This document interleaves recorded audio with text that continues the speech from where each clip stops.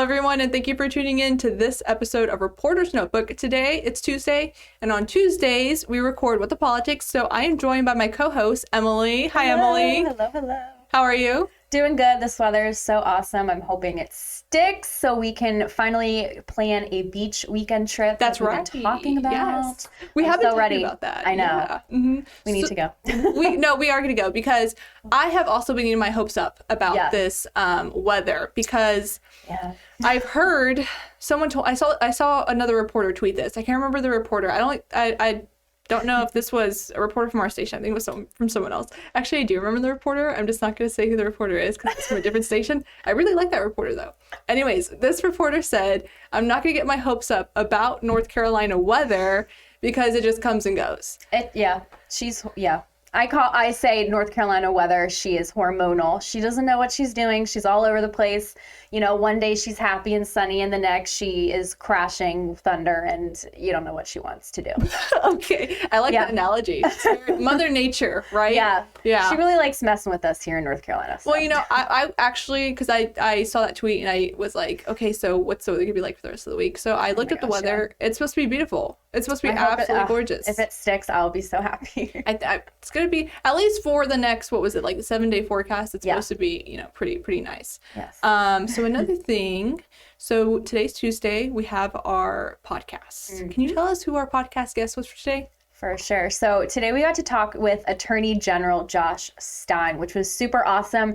You know, obviously he deals with a lot of issues here in North Carolina, a lot of legal issues, and battles them on the government level for our state. So we got to talk to him about something Victoria's actually been working on for quite a while. So I'm going to let her kind of introduce that topic a little better because this is something that she's really dived into. Wait, are we switching the tables? Is this how this is working? Yeah, this is on you now. Now I'm questioning you. Okay. Well, I mean, so we can talk a little bit about the podcast, and then so the report that I'm doing is I'm doing a special report, opioid report, but I'm looking at it because the state of North Carolina was doing really well in terms of harm reduction and all the initiatives that were going on. Numbers were going down, and then the pandemic hit, and then numbers went up. I think within a 12-month period, the CDC reported, at least for the entire United States, that opioid deaths were at a record high increase. Not a record high like overall, but just like within 12 months, the increase just shot up. And so I kind of wanted to look at the state of opioids since that increase, see what's happening since the pandemic. So I've been writing the special report about the opioid epidemic and how it looks like in the state of North Carolina since the pandemic happened. But looking at it from a variety of perspectives, from the lens of an EMT worker, from the sheriff's office, from a chemist. The chemist, okay, I don't want to give it too much away, but the chemist was really really interesting. And this will all air starting next week. But to kind of kick off this special report, we had the Attorney General, Josh Stein, and he was very open about the opioid epidemic, about what's been happening. I don't know if there's anything that caught your eye, because Emily, since you're away from, I've been so in it for the past 4 weeks. Was there anything that caught your eye or that kind of caught you by surprise?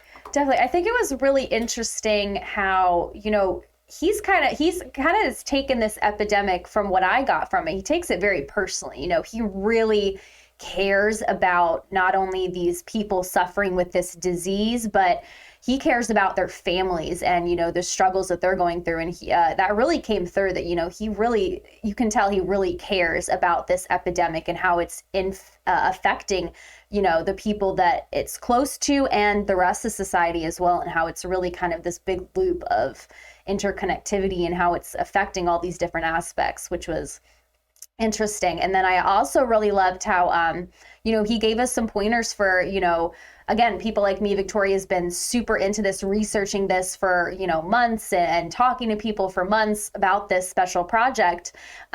So for me, I kind of got, you know, my first little taste more of it so in this podcast. So I really wanted to know, you know, an average Joe like me or our listener, you know, what can we do to learn more about this epidemic and how it's affecting people? What are things we can do to make a difference or make a change and maybe reach out and help somebody, or maybe even just notice those signs of somebody struggling, kinds of things. And so he directed us to a website. Off the top of my head right now, I can't remember it. I was going to say I can help you out there because Yes. I've been doing this for the past, weeks. It's More Powerful NC. Yes. That's the website. Of course, we'll link it to this reporter's notebook because, yes, resources. That's the one thing that I have been noticing is that resources, people don't know the resources that are available. And that is one of the things that we talked about in this podcast is that the resources, it is hard to fund those resources, and that's something that he talked about, how these resources can be funded. When I talked to an opioid user yesterday, she told me that one of the things that was hard for her to recover was just the lack of resourses. So one of the things that I don't want to give out too much away from the podcast episode because there's so much, but he did say he said how the state can fund those resources, and there's been a few things happening recently. You got to listen to the podcast episode to know what's been going on. But a few of those things that his office has been doing can help fund those resources. So yeah. Definitely. And I just think, in going with a lot of the topics we've talked about, throughout this pandemic is, just really, pay attention to your loved ones and the people you care about, pay attention to their mental health, their state of mind, what they're going through, check in on them, make sure they're doing okay. Because again, this pandemic has exacerbated, lots of people's anxieties and depressions and loneliness and things like that. So, in times like these, unfortunately, is when people do turn to, drug use and other ways of coping.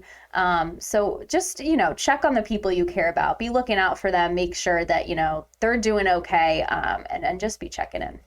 That's true, because that's something that a lot of people turn to these opioids, not to feel like a sense of, it's not like a stimulant drug like cocaine where you're wanting to get, I don't know why people do cocaine, so I'm not going to speculate as to why people do cocaine. But from my experience, from what I've heard, is that people turn to opioids because they're looking for like a numbing feeling. An out.